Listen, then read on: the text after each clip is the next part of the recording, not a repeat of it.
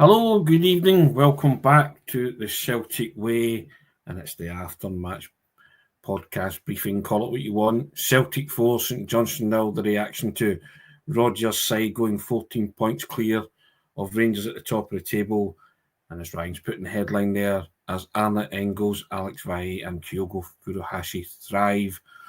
I'm Tony Haggerty at Haggerty10 on the X and Twitter handle, as you all know by now, and I'm joined as always by Ryan McGinley at the Ryan McGinley on the extra Twitter handle, who's in his car, a car park somewhere near Celtic Park.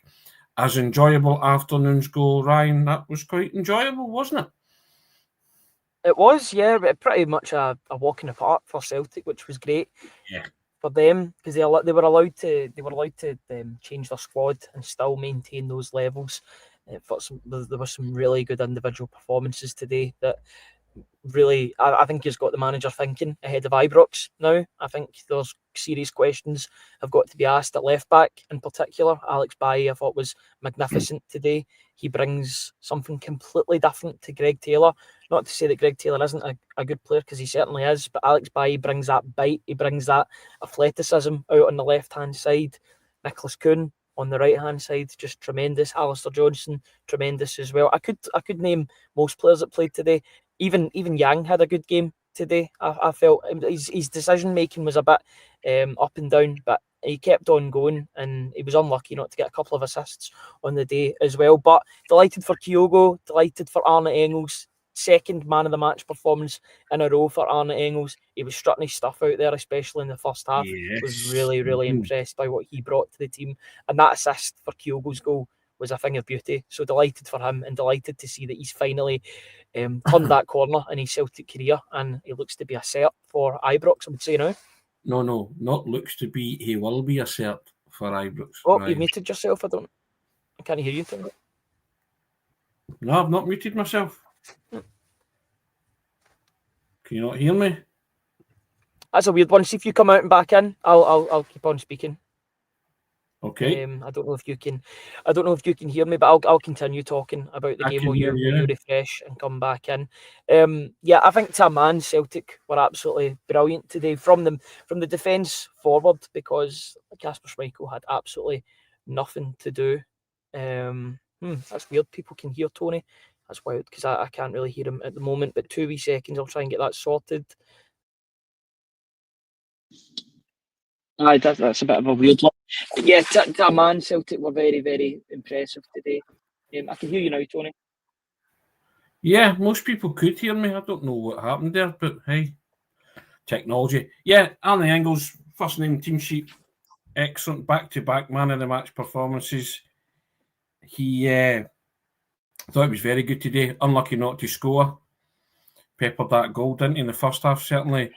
And the assist is just, it's the movement for me. Both are on the money. The assist for Kyogo's goal is in that area where Kyogo likes it, and the movement to just shake off the defenders. And after that, it's meat and drink to Kyogo, those kind of goals. But the delivery, it's all on the delivery, isn't it?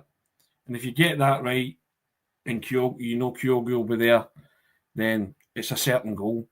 Some good things happened today, Ryan. Kyogo got his eye back with a bang. If you're Rangers, you're afraid. You're very afraid. The young man likes a goal against Rangers, doesn't he? Arne Engels is beginning to hit some kind of stride. You said Alex Valle was excellent today as well. That's the food for thought for the manager, for Ibrox. And Rio Hatate, I thought, was excellent today as well. His release for Kuhn was tremendous. And when Kuhn's in that position, you know what's happening. You know what he's going to do. He's going to step inside, he's going to unleash, and there's nothing you can do about it. I mean, he sent the goalkeeper the wrong way from 12 yards with that, Ryan. The goalie thought he was going that way, and he put it on the other side. A great goal. That was an excellent goal. When Hatate's in that kind of mood, he's unplayable. When he's picking those passes out, and he's arguably the best midfielder in the country on that kind of form. Lots of good things about today, and it was a routine pedestrian win, wasn't it? That was the thing, which they made it easy on themselves today. Yeah, they didn't really have to break sweat in that game in order to get the 3 points. But I think it was important that the defence were good as well. Now, St Johnstone, I don't even think had a shot at goal in this game today. but I still think the defence had a really good performance. I think Liam Scales was tremendous at the back. Again, he's like a guy that's never been away. Almost, he's been out of the team for Trusty in the past couple of months, but he's came back, and I think he's one of the first names in the team sheet for Ibrox at this moment in time. I don't see how Trusty can be brought back into this team, given the way that Trusty was taken off for tactical reasons against Rangers in the League Cup final, and then Scales has played almost every game, or in fact every game since. That says something. I think he's got the yellow jersey, as you like to say, and he'll be starting alongside Cameron Carter-Vickers. But the two of them, to a man, were absolutely brilliant today. But they just have a good partnership between the pair of them, and I want to see that at Ibrox. To be honest, as much as I'm a Austin Trusty fan, I want to see Liam Scales and Cameron Carter-Vickers start at Ibrox. Speaking of defence, got to single out Kasper Schmeichel for the pass of the game. Tremendous release, wasn't it? It was so, he did that like he was playing a kickabout with his kids. It's just like brilliant, absolutely brilliant. So I think that was a pass of the match. For all that Celtic had a lot of good play today. Well, arguably that and Hatati's pass for Kuhn. That's. But I mean, what a release from Schmeichel! Tremendous stuff. Good to see that. But lots of good things about today, Ryan. We felt Celtic would win comfortably. We both said 5-0. It ended up 4-0. There were a lot of 4-0 predictions as well. So if you said 4-0, well done. But just the ideal preparation, Ryan, for Ibrox, and a magnificent way to bring the curtain down on what's been a magnificent year domestically for Celtic. 2 domestic defeats in all competitions, and now in the calendar year they've won 3 trophies, and they are looking good, aren't they? We're certainly looking good, and they seem to be getting better as well. It's not as if they're regressing. That one slight blip at Dundee United, and yet look at where they were after that Dundee United game. Look at where they are a week later after 2 games, two slips by Rangers. I think they're on a permanent slip this season.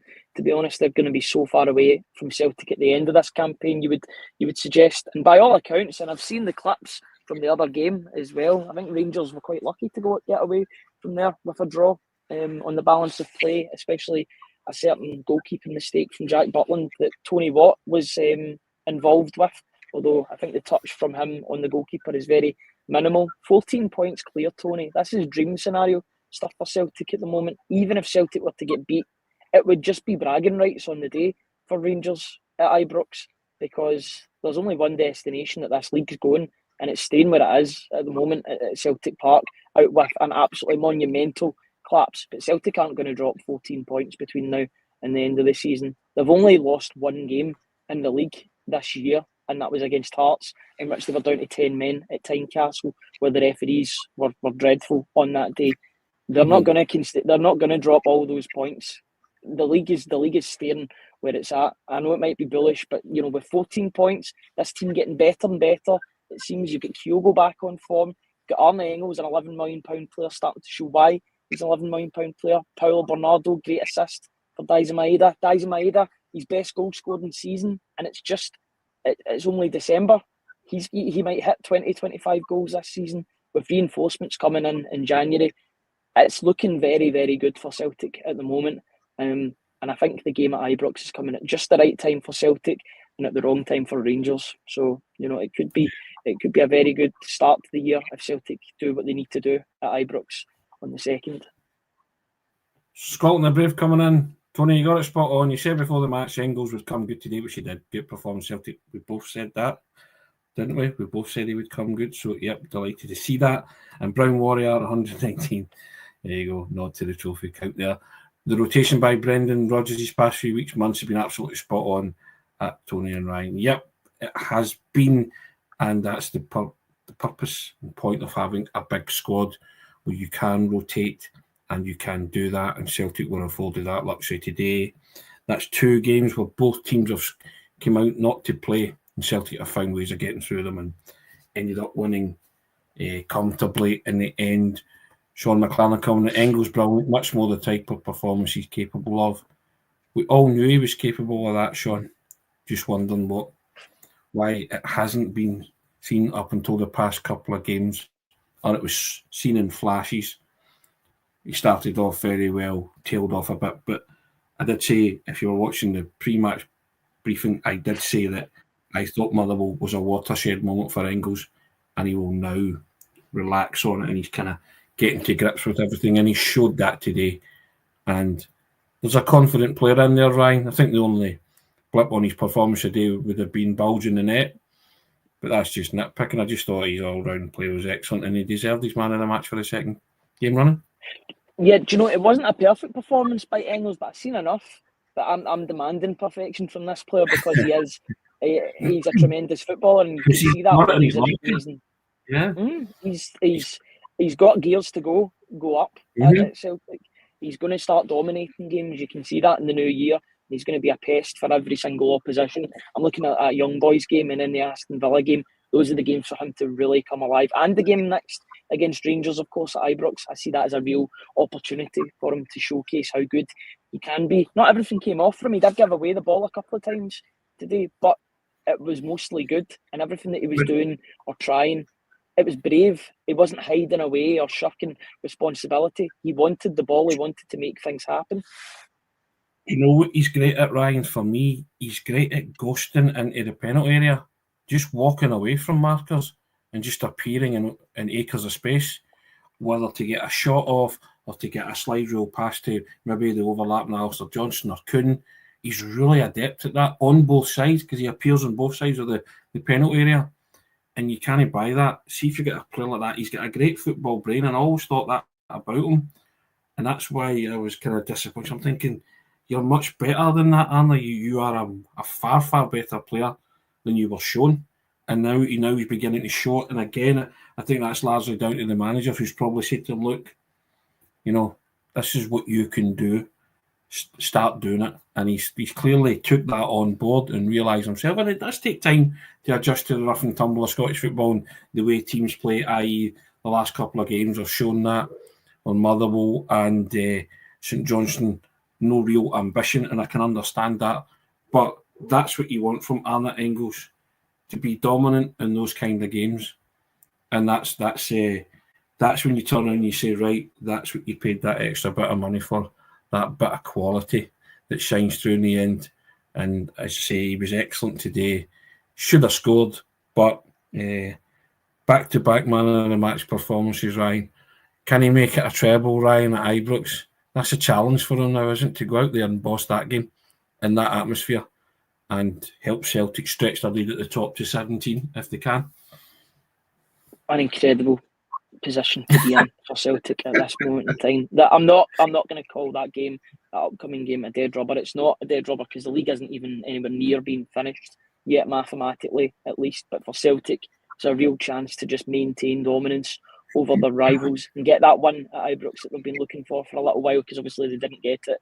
They didn't get it in that 3-each game, which was counted as a moral victory to Rangers on the day. But they got that first one of the season when Kyogo scored. You can't look past Kyogo at the moment with those 2 goals that he scored. It was a guy that, it wasn't really working out for him in the first half. He was trying his hardest to get on the end of things. Second half, he was delighted with his 2 goals. I think he's been watching Daisen Maeda. Yeah. It was a bullet header, akin to Daisen Maeda. And then Maeda comes on, and I wish every player had the attitude that Daisen Maeda had, because he came on and instantly he was harassing the St Johnstone defence and wide players, and he was getting the ball in good areas. It's a tremendous the assist from Bernardo is every bit as good as Hatate's for Nicholas Kuhn. That doesn't surprise you, though, does it? The guy can play, and there's a few comments coming in about various things, so I'll read a couple of them. Bethany Webb, hi Bethany, how you doing? Really pleased for Engels, a young lad but with bags of potential. Lack of form down to the fast pace of the Scottish League. It's unique. She loves the boy. Yep, I think there's a lot of people loving him right now as well. Kaiser coming in, he's saying spot on. Tony was talking about Engels. That mark of quality stays switched on when others turn off, and he has it like Matt O'Reilly did when I was talking about that ghosting off markers and finding acres of space in the box. And Steve Kelly, Bernardo's outstanding today. His quality balls are brilliant, and that was one of his quality balls. That assist for Maeda, who took a brilliant touch and supplied a lovely finish. But I think that was the the shine was taken off Bernardo's performance today by Engels and Hatate, who were very good, but they were ably assisted by Bernardo, who did the simple things because he kept shunting the ball dead quick. So you don't notice that so much if you're not playing a killer pass, but whenever he get the ball, he was getting rid of it quickly and keeping it at a pace and at a tempo. And if you notice that, you're thinking, you're doing that for a reason. Magic, you know. It doesn't look as if you're in the game because you're just thinking 2 and 3 steps ahead, like bang, bang, bang, give it and go, give it and go, give it and go. And I love that about him because he's quality and very rarely loses possession. I know. I want to see that midfield more often, to be honest. But you know, the way the captain does play every game, and I'm hoping that that's something that Rodgers can. Rodgers has seen it now in full action and right in an actual game setting, and he sees that it works. So I would like Callum McGregor to be prioritising his games, bring him in for the big games, and then games at home against on paper weaker opposition. You can bring the likes of those three in. You can bring Luke McCowan in to maybe play that Scottish role. It was quite interesting because there wasn't a single Scottish player in the starting 11 today until Callum McGregor came on the pitch. Not necessarily a bad thing, you know. This happens. Cameron Carter-Vickers is still a very good captain in the absence of Callum McGregor. Different captain because he doesn't speak as much as what Callum McGregor does on the pitch, but this is more his authority and the fact that you know he's there, and he's intimidating because he's intimidating to other players as well when he comes up against them. There's a point in the second half where I think the St Johnstone striker bashed into Cameron Carter-Vickers, and he got up quite quickly, to be fair. But if it was me, I would be on the ground for the next 5-10 minutes because that would have been a sore one. But yeah, it was a great performance today. As comfortable as you like, really. The most annoying thing was the fact that the goal didn't come straight away because it looked as if within the first 2-3 minutes Celtic were going to score. They had that menacing look about them that they didn't really have in the first half against Motherwell and they didn't have against Dundee United. When they're like that and they're ravenous and they want chances and they're trying to carve out an opportunity, and St Johnstone were so deep already early doors in the game, you're like, it's only a matter of time. Thankfully that was the case. That was still the case. It just took a little bit longer to get that opening, but once they did, they didn't really look back. I know it was 1-0 at half time, but it should have been 2, 3, 4. The stats were ridiculous at half time, and I'm sure they're just as good at full time today. Yeah, I thought, and I said to you earlier that I thought Engels, Bernardo, and Hatate were excellent today, and Engels has shown increasing signs of getting up to speed, which is what you want from him. So you can't ask for anything more. What I will say is thank you to the over 500 people who've joined us for the after-match reaction, Ryan. You know, the scoreline says it all, and to be 14 points clear heading into the new year Glasgow Derby is unbelievable, and it's a tremendous position that Celtic have manoeuvred themselves into, and they can go there and win at Ibrox. There is no reason why they can't, and you know, and demoralise their rivals even further because they are. I said in my instant analysis that they just don't seem in any mood to relinquish their vice-like grip that they've got in Scottish football at the minute. And even when teams play that kind of football against them, they still persist. As you say, they were ravenous, which is a good word. They persist in trying to hunt them down and get goals because they know that their quality will shine through eventually. And I think 1-0 was scant reward at half-time today. But they kept plugging away at it because they knew fine well the ball would fall for them at some point, and that's what I love about this team. They keep going and then reinvigorate it with the substitutes. You said Maida's attitude sums it all up. First thing he did was chasing Harry down, and that's what I want from my Celtic team. I want games like that against St Johnstone at home to be routine and enjoyable experiences, and that's what it was today. I'm just looking at the stats here, Tony. The expected goals of 4.07, so they slightly underachieved. They should have got more goals than what they had. I know it's 4.07, but you look at the shot map for today's game, it's only St Johnstone got one shot away, and that wasn't on target. So their expected goals was 0.06. Celtic's was 4.07. Total shots, 30 to St Johnstone's 1. Shots on target, 11-0. Big chances, 6-0 in favour of Celtic. Big chances missed. Celtic missed 2. In terms of accurate passes, 89% of 631. That's actually quite a low total considering what it's been recently. Yeah. Celtic have been hitting the 800 mark or round about that point. So, I mean, that's no problem because Celtic are still steamrolling teams. Push to dominance, doesn't it? That's the And bottom line. 12 corners to St Johnstone's 2, but they didn't really do anything from corners today. Although I thought there was a couple of really good deliveries into the box by Arne Engels that were well defended by St Johnstone. But that's a weapon for Celtic to have that ball into the box from Engels, both from open play and from set piece situations. The guy's a sniper when it comes to chances like that. Puts it on a plate for Kyogo. I think not just his delivery, but I think Arne Engels is now becoming a midfield weapon. He's got a lot of tools in his arsenal, in his armoury and at his disposal. But we always knew he had them. We were just frustrated that they weren't coming out of late. But the last couple of games, you're thinking, Arne, you got this. This is the games you will now be judged on. The one coming up, if you can do what you did in the last couple of games at Ibrox, people will sit up and take notice and say, you are a player. So that's the challenge for Arne Engels, and that's what Brendan Rodgers will be saying to him. Just replicate that. That's the template now. That's the high bar that you've set. You've got 2 man in a match awards. Go and make it 3, as you say, and go and boss and Rangers in their own backyard, because that's what makes you a great Celtic player. People always remember those games. Those are the ones that mark you out as somebody special. So, I think he's got it in his locker. He can produce. He's just done it. And once he gets that confidence surge of maybe doing something like that, it will go onwards and upwards. It'll be an upward trajectory for him, right? I think you will look back in that Motherwell game as that kind of watershed moment for Arne Engels, where everything seemed to come to fruition. The penny drops, and he's thinking, right, I've got this now. I'm a different player. You've seen it.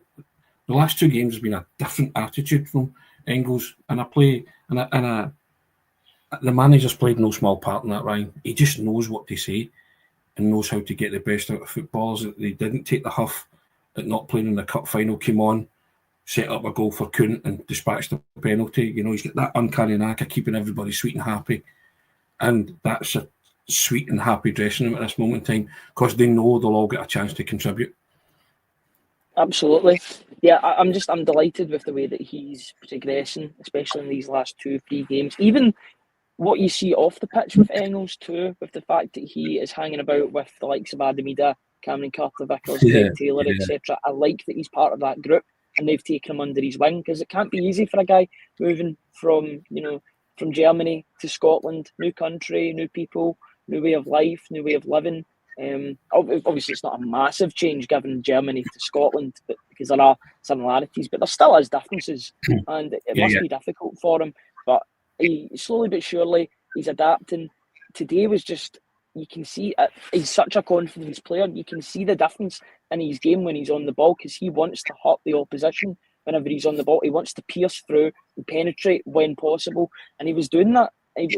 He's a very, very good dribbler. He's not the quickest player in the world, but he can dribble with the ball at his feet, and his close control is very, very good. Not unlike Matt O'Reilly in that sense. The two are quite similar in that regard. Quick up there, though.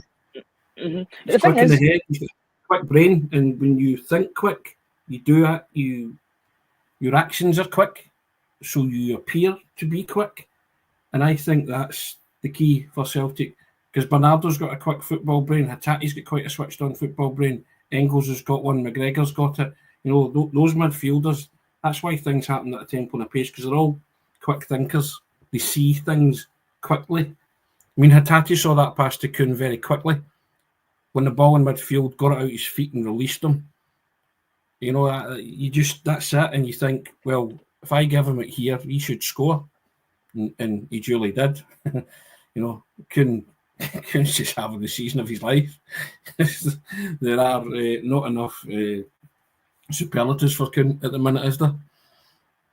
He's just a special player out in that right wing for Celtic, and you could see the fear and the opposite number for St Johnstone whenever he was running at him. And I actually thought that player did well in the second half of the game to keep him relatively quiet, but the first half, the Kuhn was actually bullying his marker and just cutting inside. Again, another couple of moments, I'm chasing perfection with Kuhn. couple of times where he's got to release the ball a little bit quicker. He can beat 2-3 men. There was that chance that he had in the first half that he went on a Paddy McCourt-esque run where he beat about 3 or 4 players. Yeah, and it was a team shot at the end.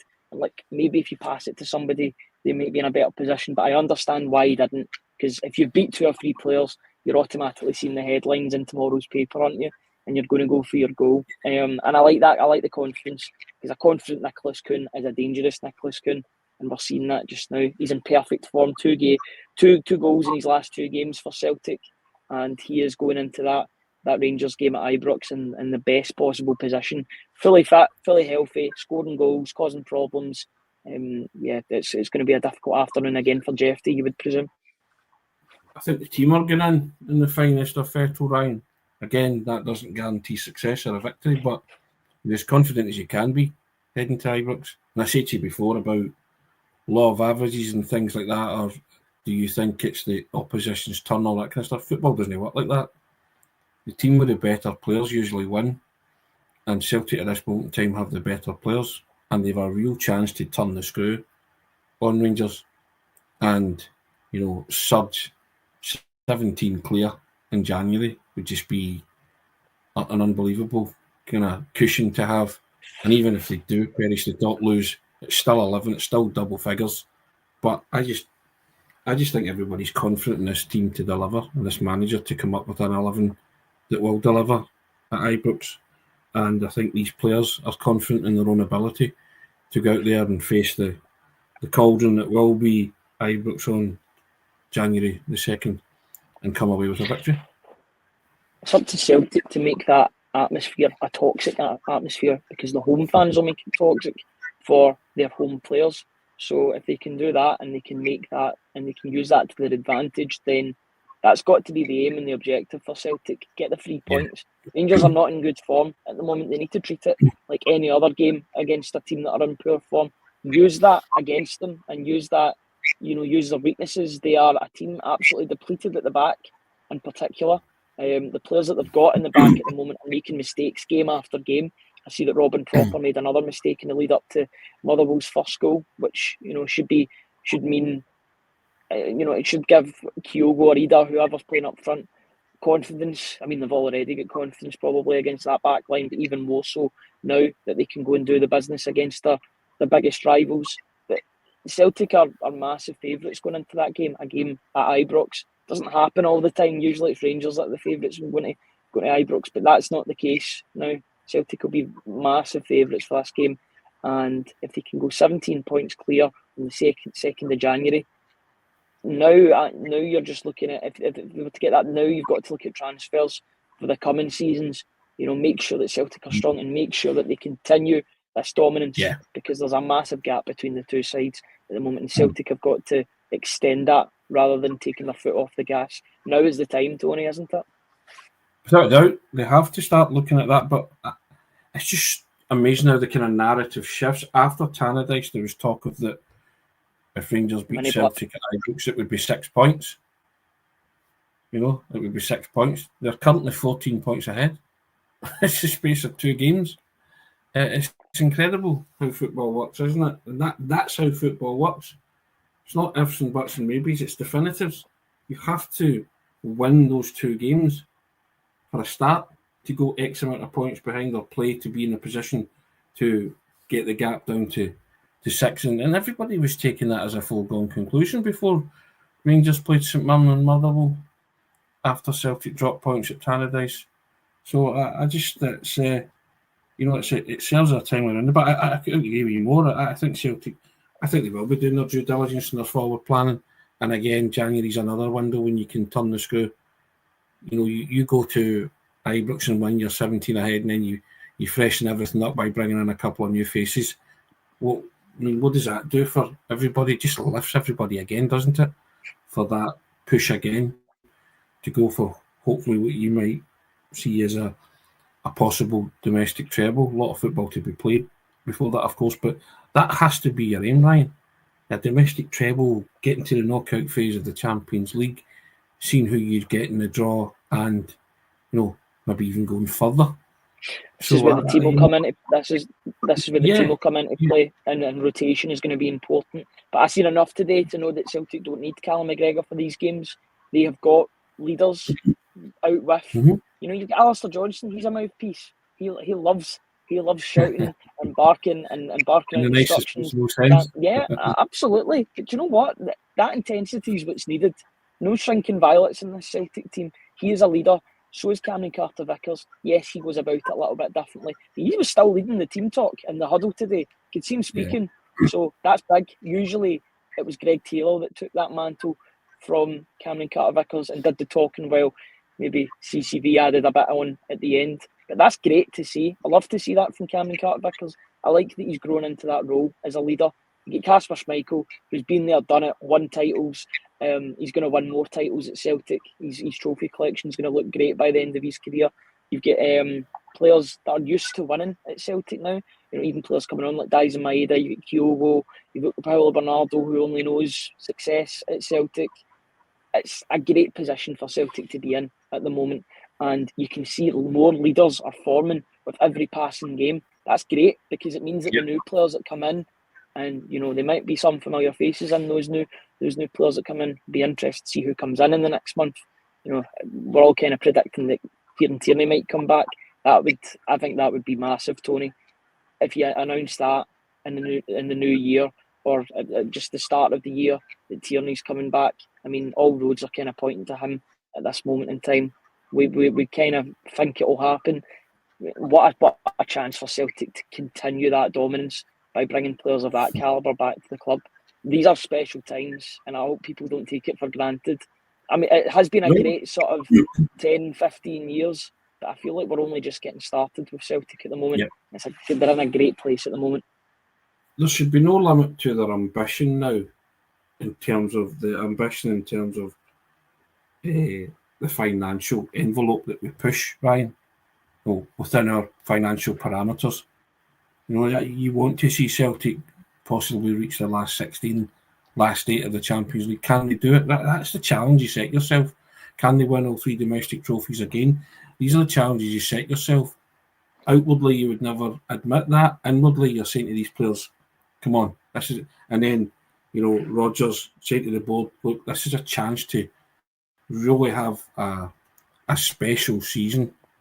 As you say, you never take it for granted, but you shouldn't set any limits on your ambition and capabilities, and also in terms of your signings as well. Someone like Kieran Tierney coming back would lift the roof off Celtic. Part of the fans would just be in raptures for something like that, wouldn't they?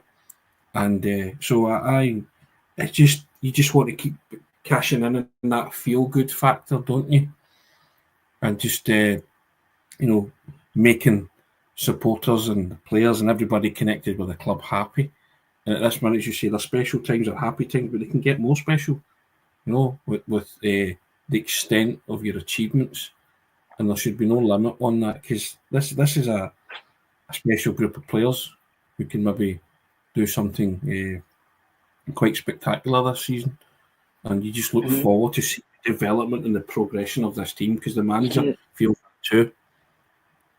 You can just see where Tierney would fit in this side too, as well. The way that Bailly plays, so many similarities between the way that the two play.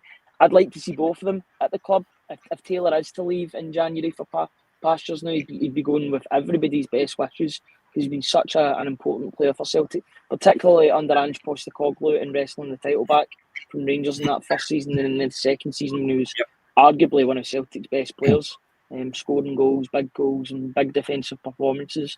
But I just feel like under Brendan Rodgers, you need to be that athletic role to play at left back for Celtic. You see it on the other side with Alistair Johnston. Was Bailly playing today with a view to bigger things that are happening in January, having a player that's akin to Kieran Tierney? Is this the way that Celtic are going to play? It'll be interesting to see the team. I think you'll learn a lot about that team lineup at Ibrox. If Taylor is in the team, then it's another twist in the tail, I guess. But if Bailly plays, then I think that points to what's happening in the January transfer window for me. I think Taylor will go either in this window or at the end of the season through freedom of contract expiry and the Bosman ruling. But If he is to go, then he's been a great servant to Celtic, and a lot of trophies have been won under his watch, and when he's been in the side. I don't think anybody would dispute that, to be fair. And maybe he does want to see if there is anything out there, Ryan, different. He'll set himself another challenge because it's his last big move, so to speak, isn't it? For the likes of Greg Taylor. So we shall see what happens. But yeah, I think the Ibrox team selection will be indicative of the kind of what's happening at the club and where they see the left back situation going. But that'll be interesting to see that. Nearly 600 people joining us, Ryan, in a live stream after the game. I hope you're having an enjoyable night, guys. That was an enjoyable afternoon of football. The instant analysis is on the site already if you want to catch up with that. Ryan's player ratings will be up soon, and so will a Brendan Rodgers Q&A. We'll get to that. We decided to come on early and do the briefing and discuss it because everybody likes to get their say, don't they, Ryan? Comments are coming in thick and fast. But yeah, we enjoy your company. We enjoy the thoughts of the Celtic supporters out there who are just enjoying these special times, Brian, special moments, and it's been a wonderful year for Celtic. Reflect on that. Two defeats this year, this calendar year. Celtic have played in the Champions League, competed in 3 domestic competitions as well, and they've only been beat twice. A couple of draws here and there, but nothing major. It's been a really historic year for Celtic. And it's been brilliant to see, and fingers crossed it's just as good a 2025, if not better, both on and off the pitch for Celtic. Very special place at the moment, a well-run club, both on and off the pitch.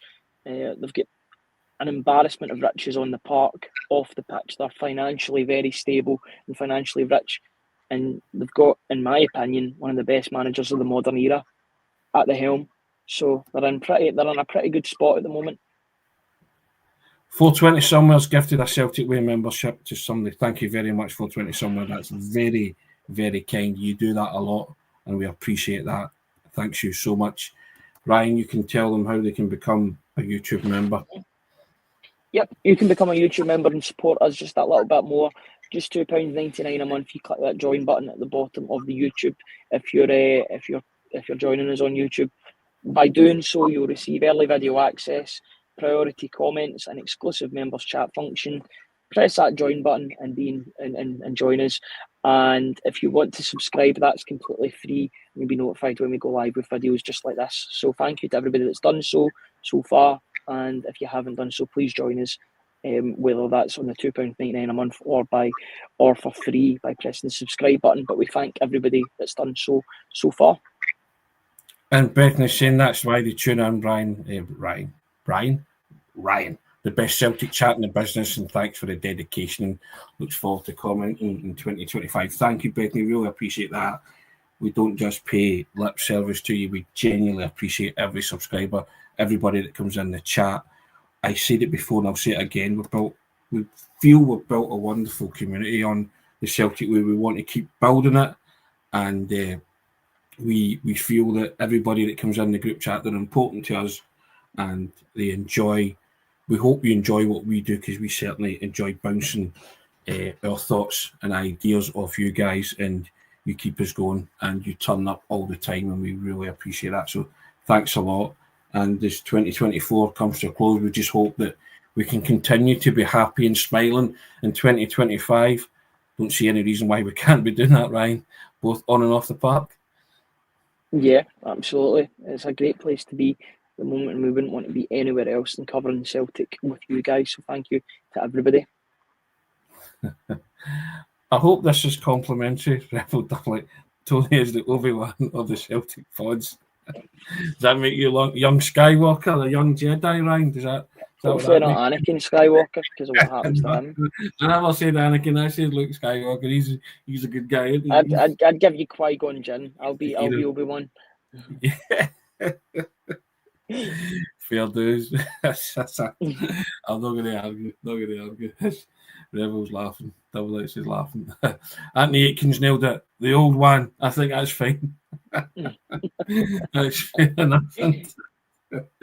Love that. Keep them coming, guys. Funny. You do amuse us as well. But thank you very much. We know it's a Sunday night. We know it's a weekend. We know it's the festive season. But you come along and you join us, and you're always here to join us. And we genuinely appreciate it, whether it's myself, Ryan, or John, or Hamish who's on. It's always nice to have your company, to know that we're not talking into the ether, Ryan, eh?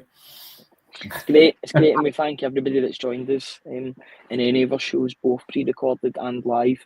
Thank you to each and every one of you, and thanks to the people that have made the website a success in 2024, and hopefully we can do bigger and better things in 2025 and in the years beyond. Yeah. Sons of Scotland, that's a very kind thing to say. Thanks for all the content, guys. The only way is yourself to we genuinely appreciate that. Top man, thank you. Ryan, anything else caught your eye today, or are you saving it all for Thursday? Yeah, I'm saving it all for Thursday. I know that we need to go off and do the audio from Brendan Rodgers' press conference. So kind of keeping it. I think I've said everything that I need to say about the game. Delighted with the scoreline, but we'll see how things go in terms of next week. But a very, very good position to be in. Celtic 4, St Johnstone 0. A Kyogo double, Nicholas Kuhn and Dysamaid on the score sheet. They increased their lead at the top, 14 points. Going to Ibrox on Thursday to see if they can extend that to 17. Guys, thank you for your company. Enjoy your evening. Enjoy the rest of your weekend. Myself and Ryan are going to turn our attention to do some more work before we clock off as well. I think I'm back tomorrow with Hamish, so I'll see you then. Ryan's got a couple of days off, haven't you, sir? I believe that to be the case. Yeah, you can tell by that reaction that he has. But yeah, thank you, guys. Speak to you all soon. Take it easy. Enjoy your night. Thanks, Ryan, for your contribution. Stella, once again, sir. Thank you, guys, and enjoy your new year when it comes. Thank you very much, guys, and we'll see you all.